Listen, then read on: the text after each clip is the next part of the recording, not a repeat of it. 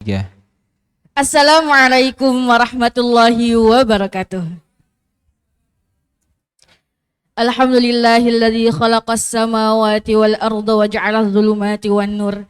Tsummal ladzina kafaru bi rabbihim ya'dilun. Allahumma shalli ala sayyidina Muhammad wa ala ali sayyidina Muhammad, amma ba'd. Yang saya hormati Profesor Dr. Quraish Shihab dan juga Habib Ali, semoga senantiasa diberikan rahmat, dan juga tak lupa juga kepada ustadz-ustadz yang ada di sini, semoga diberikan selalu kesehatan dan juga kelimpahan rahmat. Dan terakhir untuk teman-teman saya Becky yang saya cintai, dan sebentar lagi kita akan berpisah di sini, semoga kita punya waktu untuk berjumpa lagi ya. Oke, baik.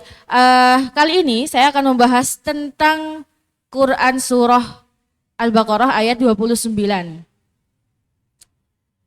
Sebelum itu, saya akan menganalogikan sebuah kisah di mana ini akan mempermudah kita untuk memahami dalam ayat Al-Baqarah ayat 29 ini. Jadi dalam negara, sebuah negara itu ada namanya pemerintahan. Pemerintahan itu dipimpin oleh presiden. Nah, presiden dibantu melaksanakan tugas oleh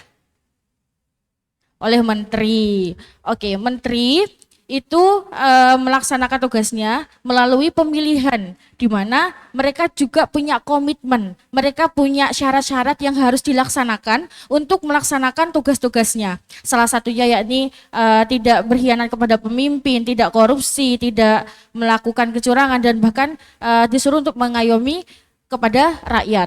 Oke. Kemudian dalam pemilihan itu kan tadi ada komitmennya. Dengan syarat-syarat itu kemudian diangkatlah si menteri ini menjadi jajaran untuk mengurus pemerintahan. Tapi ternyata ketika sudah jadi menteri, dia malah lupa diri. Kalau pulang-pulang harus bawa Ferrari. Oke, dari itu sebelumnya kan mereka ketika mau diangkat sama presiden, mereka tuh bertanya, Pak Presiden, kalau saya jadi menteri nih, Pak Presiden mau ngasih apa ke saya jadi jaminannya? Kan saya juga melaksanakan tugas demi kepentingan kita bersama. Apa fasilitas yang Presiden berikan untuk kita gitu kan? Terus Pak Presiden menyediakan rumah dinas, terus apalagi mobil dinas dan lain sebagainya. Tapi ternyata dalam pelaksanaannya malah korupsi. Oke. Maka ayat 29 ini sebenarnya masih ada berkaitan dengan ayat-ayat sebelumnya yang dijelaskan, di mana Allah itu telah menciptakan manusia yang awalnya tidak ada menjadi ada, yang awalnya mati terus dihidupkan kembali seperti tadi yang dijelaskan oleh Mbak Uyun. Terus mereka masih kufur kepada Allah, mereka masih bertanya, siapakah Allah itu? Maka di ayat 29 ini Allah menjawab, huwallazi khalaqalakum ma fil ardi jami'an tsumma stawa ilas sama'i fasawwahunna sab'a samawat. Oke. Saya akan menjelaskan di sini ya. Pertama, Nabi Muhammad itu diutus kepada kita semua untuk menyampaikan risalah kan. Terus mereka bertanya, siapakah yang Nabi Muhammad menyeru kepada kita, kaumku, ayolah beribadah kepada Allah. Terus mereka bertanya, siapakah Allah itu? Maka di ayat ini juga menjawab, huwallazi, huwa di sini itu menunjukkan makna tunggal yang berarti dia.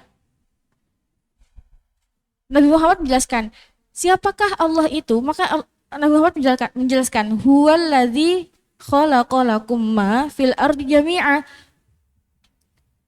Siapa kan Allah, yaitu siapa Allah itu? Yaitu khalaqa.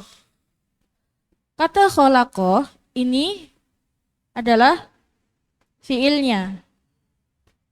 Sedangkan yang menciptakan disebut dengan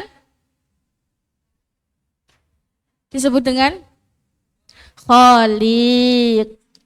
100 untuk siapa? Kang Yakin, ya, Masya Allah. Dan yang diciptakan itu disebut dengan makhluk. Oke.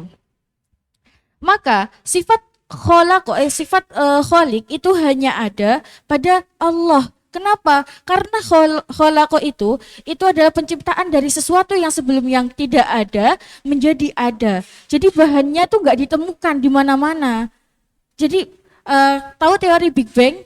Nah, ada yang mengatakan bahwa bumi itu tercipta dari sebuah gumpalan cahaya yang akhirnya dia tuh meledak, duar gitu kan.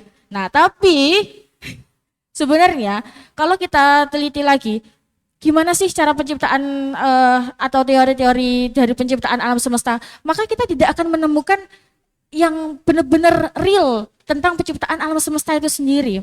Oke, lanjut ke sini. Dan makhluk yang diciptakan itu tidak akan bisa disifati sebagai kholik. Tuh. Oke, terus kemudian apa sih yang Allah ciptakan? Apa sih yang Allah ciptakan dari lafaz kholik ini? Yaitu khalaqalakum ma fil ardi jami'an. Oke, kalau ini saya kasih nomor dulu biar gampang.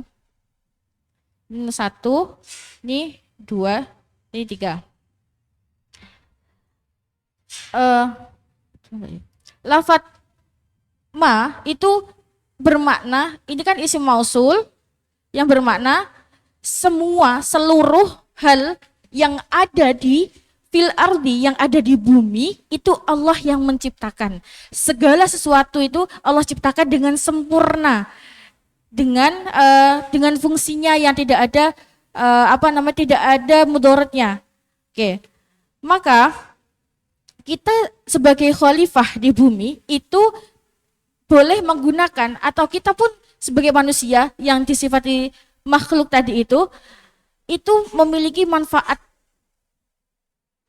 Salah satunya yaitu untuk menjaga keutuhan dan kelestarian di bumi. Oke, jami'an ini mencakup semua hal. Tuh. Terus sumastawa ilas sama. Kemudian Allah menuju ke langit dan fasawwahunna sab'a samawati, dan menyempurnakan 7 langit. Wa huwa bikulli syai'in alim. Di mana kata istawa itu bermakna sebenarnya kalau makna hakikinya itu lurus, condong ke atas dan tidak bengkok. Tapi kalau dimaknai dengan majazi itu berarti Allah itu menuju langit dengan lurus atau tidak noleh kanan kiri dan langsung menuju langit dengan menyempurnakan langit sampai 7 itu tadi. Nah, apa sih hikmah dari ayat ini? Apa sih hikmah yang kita bisa petik dari ayat ini? Yaitu yang pertama, itu menguatkan keyakinan kita terhadap Allah, kekuasaan Allah, bahwa Allah itu esa, hanya Allah yang bisa menciptakan langit dan bumi dengan sempurna dan juga dengan isinya bahkan.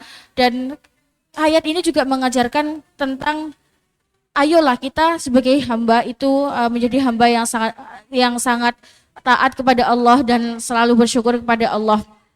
Ya, mungkin itu saja dari saya. Kurang lebihnya mohon maaf. Billahi taufiq wal hidayah.